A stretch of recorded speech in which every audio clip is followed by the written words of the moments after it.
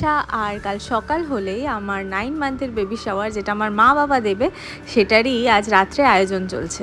যেহেতু কালকে সকালেই, তাই আজকে রাত্রেই দেখো সব থালা বাসন ধুয়ে রেখেছে, এগুলোতেই মেবি আমায় খেতে দেবে।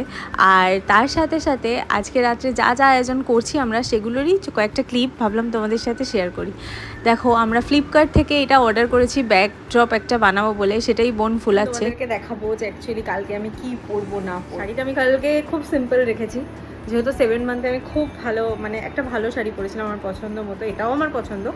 বাট 7 মান্থে আমি একটু গর্জাস শাড়ি পরেছিলাম।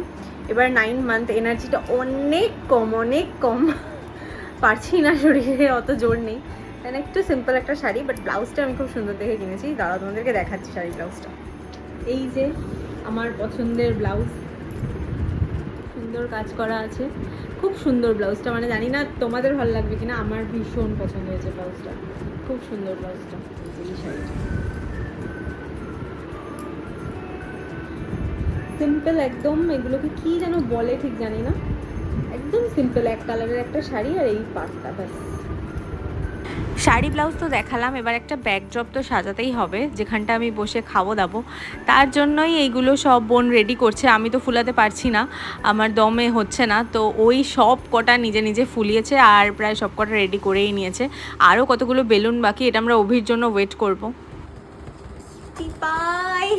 কি কিউট লাগছে। সব বেলুন মোটামুটি ফোলানো হয়েই গেছে, অভি চলে এসছে, বাকিটা করে দিয়েছে। বেলুন টেলুন ফুলিয়ে সব রেডি। এবার বোন আর অভি মিলেই সাজাবে, আমিও একটু হেল্প করে দেবো।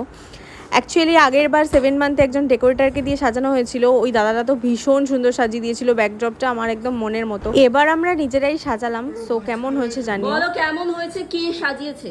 আর এই বেলুনগুলো সরা লাগিয়েছিস তুই, সাজাস তো, এটা বানিয়ে তো কোম্পানি দেখেছিস কিরম সব ফুলিয়েছে ও, লাগিয়েছে ও, আমরা একটু অদ্ভুত হেল্প করে দিয়েছি। বেঈমান জামাইবাবু। তো চলো টাটা, আমরা তো মজা করতেই থাকবো, আর বাকিটা কালকে তোমাদের সাথে শেয়ার করব কি হয় না হয়।